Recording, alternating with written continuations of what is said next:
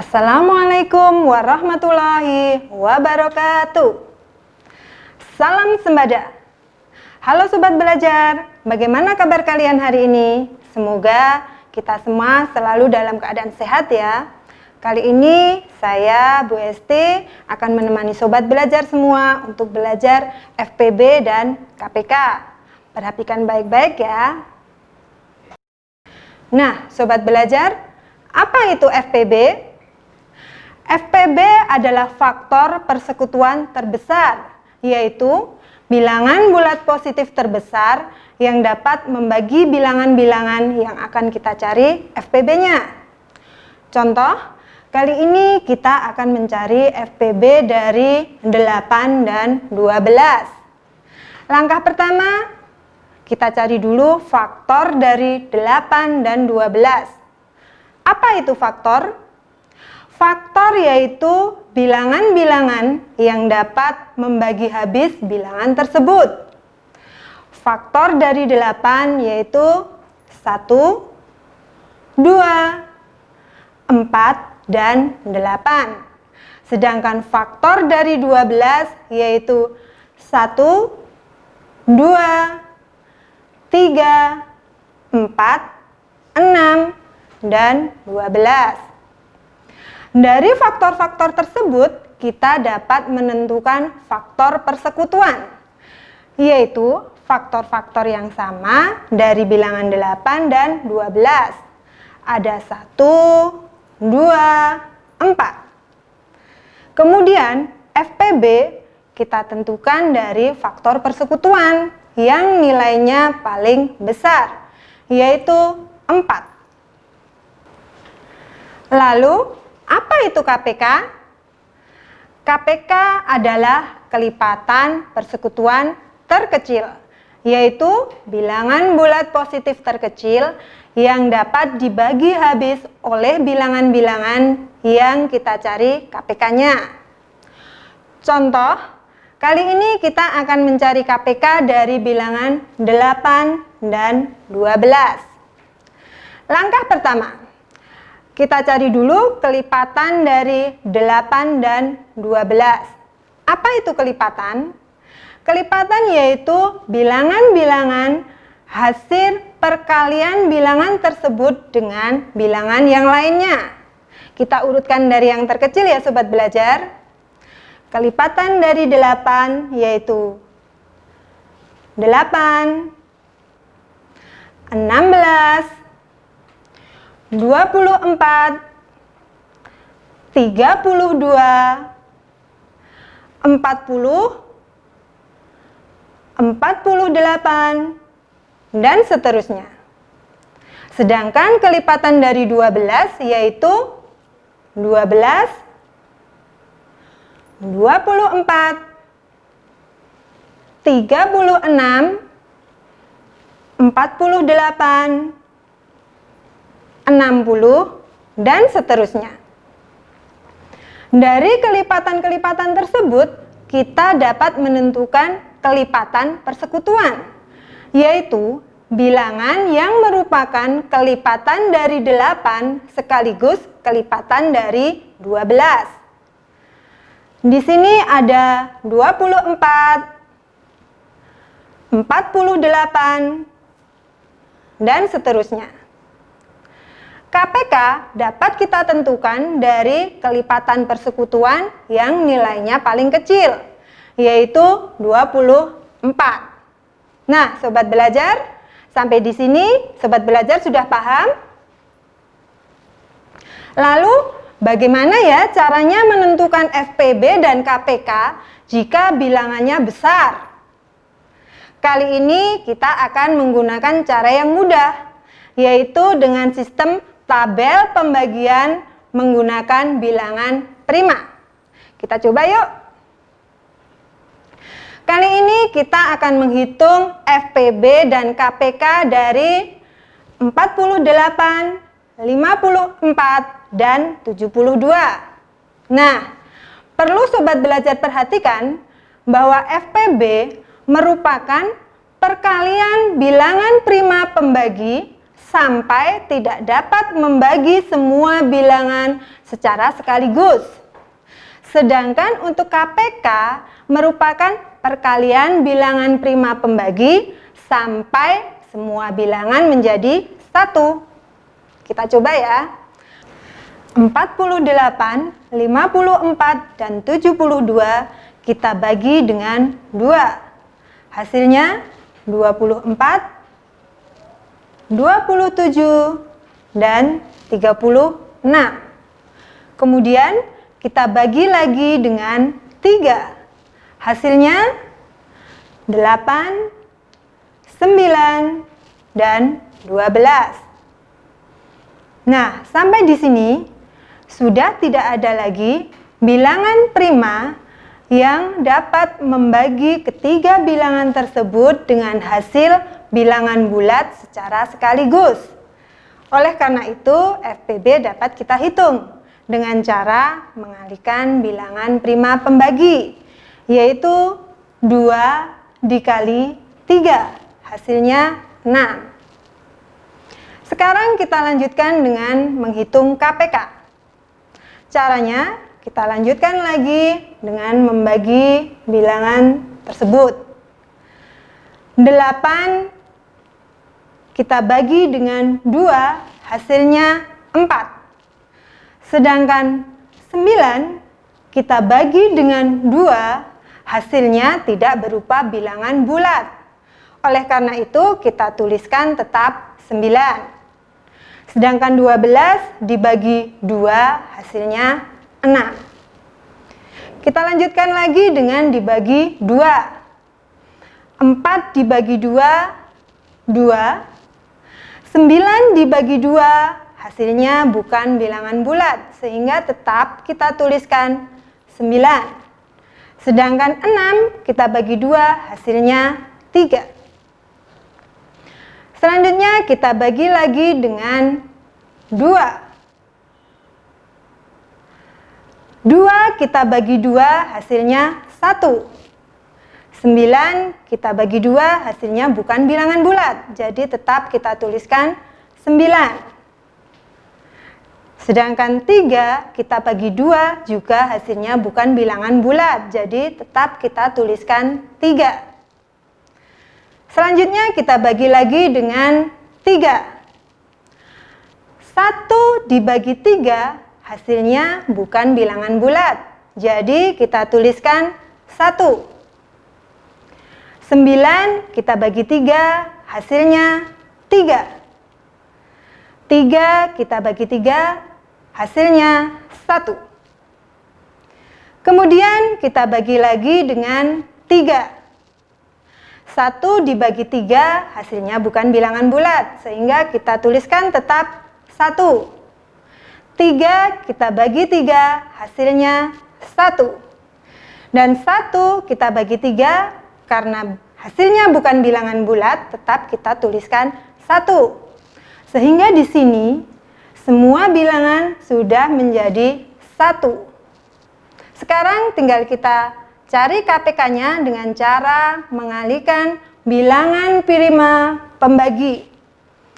Ada 2 kali 3 kali 2 kali 2 kali 2 kali 3 kali 3. Hasilnya 432. Nah, sampai di sini kalian sudah jelas? Jika sudah jelas, saya punya tantangan soal buat sobat belajar semua. Perhatikan pertanyaannya ya. Hitunglah FPB dan KPK dari 12, 18, dan 36. Bagi sobat belajar yang sudah menemukan hasilnya, silahkan dituliskan di kolom komentar di bawah ini. Nah, sobat belajar, sekarang kita akan belajar untuk menyelesaikan soal cerita. Untuk menyelesaikan soal cerita ini, ada kunci-kuncinya loh. Soal cerita yang berkaitan dengan FPB biasanya ada kata sebanyak-banyaknya, sama banyak, terbanyak, jumlah atau jenis yang sama, atau sama rata.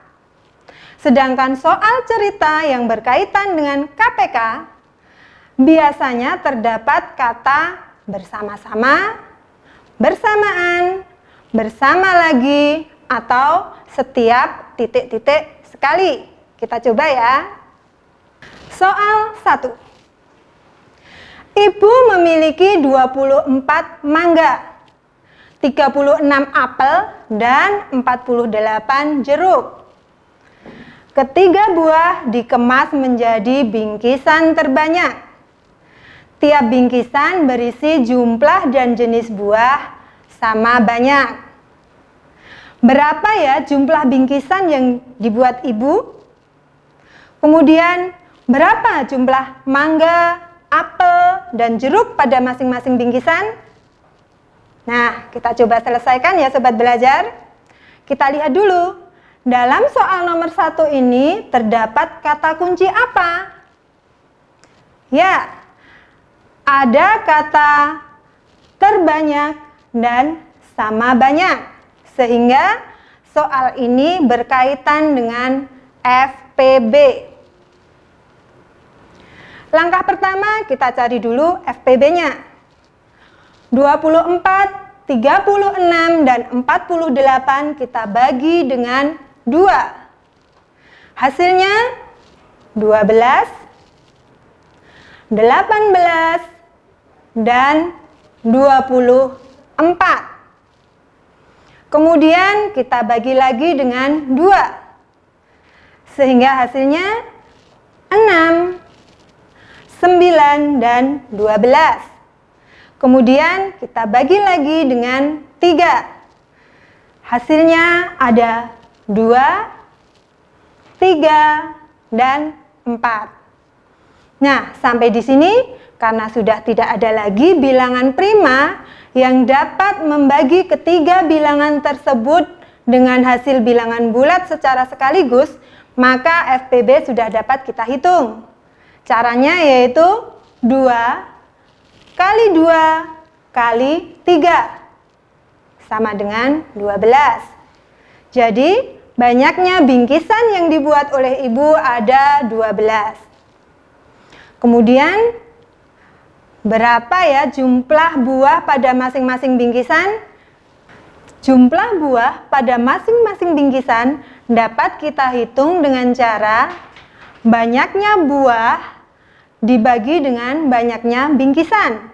Karena tadi sudah kita temukan banyak bingkisan adalah 12, maka dapat kita hitung. Jumlah mangga yaitu 24 dibagi 12. Hasilnya 2. Untuk apel 36 dibagi 12. Hasilnya 3. Sedangkan untuk jeruk 48 dibagi 12. Hasilnya 4 buah. Nah, sobat belajar, mudah kan? Sekarang kita lanjutkan soal yang kedua.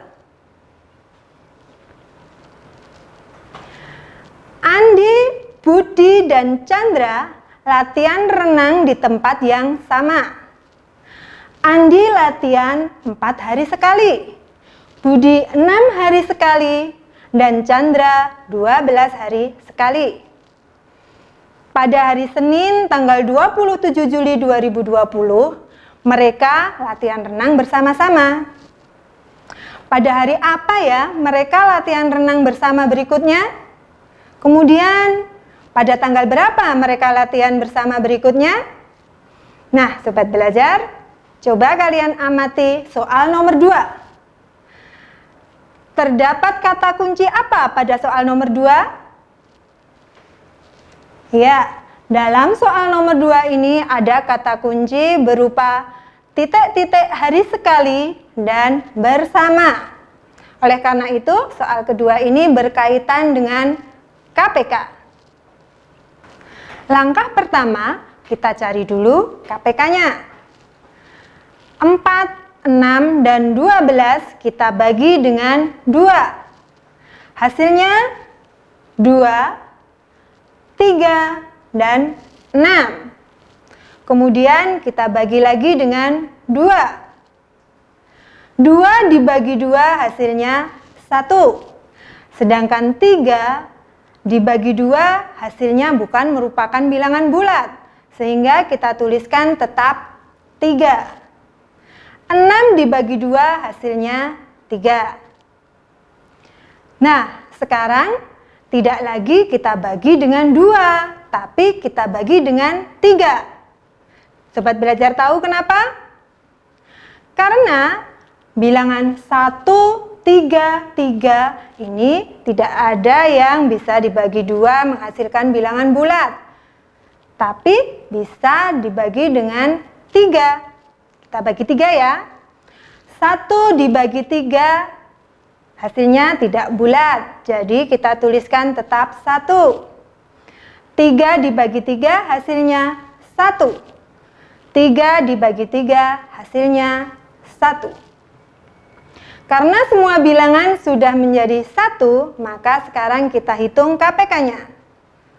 Yaitu 2 kali 2 kali 3. Hasilnya 12. Sekarang kita akan mencari tahu hari apa mereka berenang bersama berikutnya.